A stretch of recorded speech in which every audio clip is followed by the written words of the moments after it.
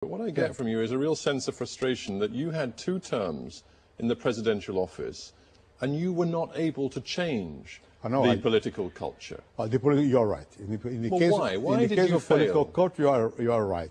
I changed the country, I suppose. Well, I'm not sure that you... Do you really believe that? I mean, again, I'm sorry to quote so many of your own words. In terms of the economy, yes, no doubt. Yeah, but let's go beyond the economy, because you said... And there's a sense of frustration in what you said. My government, you said, made education universal. Yes. But for what? What they now teach in schools is a disaster. No. Why? Well, that's what you said. Yes, I said.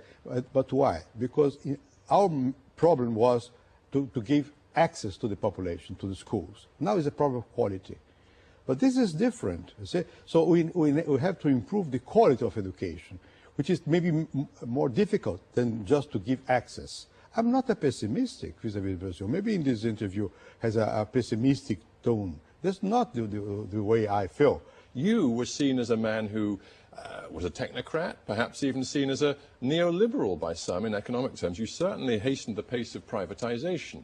And yet, for all of your structural economic reforms, you couldn't solve the problem of the 2 Brazils, that is the middle class and the successful upper class in Brazil, who are a very tiny minority, and then the vast numbers, the millions and millions of Brazilians who live in poverty. And you couldn't, for all of your reforms, tackle that problem of poverty. You are wrong. Sorry. Because I started, not me, even before, but anyhow, we started a program of transformations in Brazil, and the results are coming. I give you the last result. Last result was about the reduction of poverty.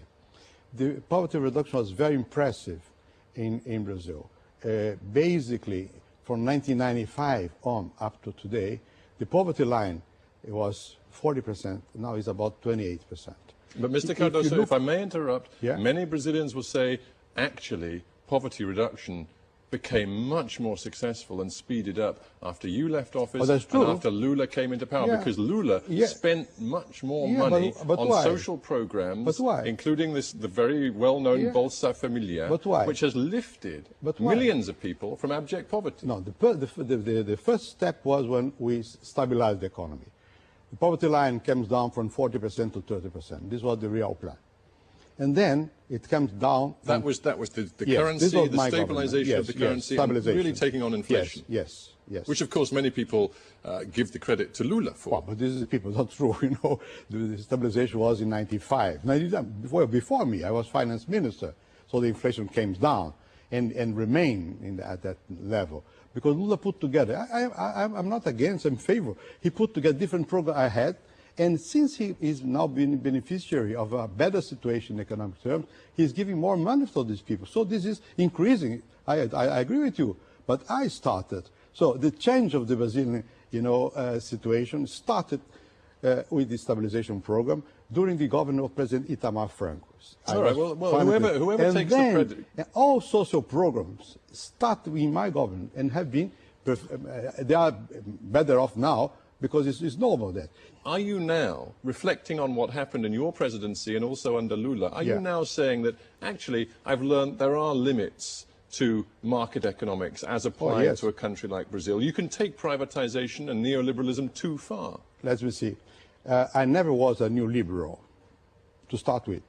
I'm in favor of the market economy, but I'm also in favor of a very active action by government, by the state. I decided not to privatize some enterprise. Meanwhile, I decided to privatize others. I give you an example, the telecommunication. What happened with telecommunication? We had 800,000 cellular phones. Now we have 120 million cellular phones. And everyone has access to that. If you look at the mining company, what I did with state companies was to transform the state companies into corporations. And that's why now Petrobras, the oil company, is a very important one. Banco do Brasil is performing very well. So that's not enough to conform a nation. We need much more than that. I never was a new liberal, you see. Let me bring you back then to one of your opening points, which was that despite the progress you now talk about, Brazil still has a fundamental problem with corruption in its political and civic culture. That's true. That's why I said that the sense that we are not so well is because of the sense that the middle class has, because the middle class has access to information, that corruption is there. And you have said, if I may put it to you. You've said that Lula, President Lula, has been too lenient on corruption inside his own party. And of course, we see 40 officials of his party are now facing trial on charges of buying votes, going back a couple of years. Do you think Lula is personally responsible for that? I would say personally responsible because he's too strong. I would say Lula could be more affirmative in saying this is wrong. Even very recently, referring to one of them, the former minister has been convicted, not convicted, but indicted by the fiscal of the Republic. Lula said very recently, just now, well, I don't believe that he was really involved. So you think the president should give a clear lead on the issue of corruption? Well, I think so. Well, in that case, did you give a clear lead? You had 2 terms in office. What kind of lead did you give your country? Well, you don't have any one case of a person in my government, indicted or something like that, being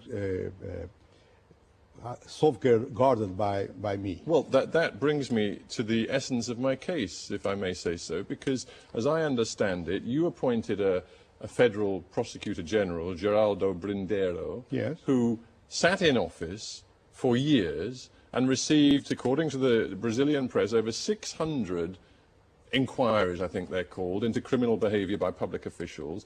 Now, the vast majority of those inquiries were simply filed away. I think he even developed a nickname in Brazil as the sort of the filing clerk. Yeah. Now, is that because you're telling me there was no wrongdoing at all in power when you were president, or is it simply because he sat on those allegations? Let me put very clear to you that in Brazil, the fiscal is absolutely independent from the executive branch.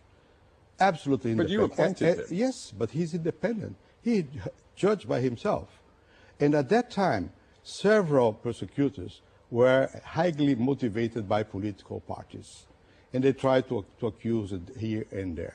I never intervened, never, I stress, in any one of these cases. But I guess what I'm getting to is this. You say, and you've said it again on this program, Lula has to give a lead. Lula has to be strong. Yes, but... Are you telling me there were no charges brought against any MPs or any members of your government over an 8-year period? Are you telling me that politics was entirely clean? Could you give me the name of one?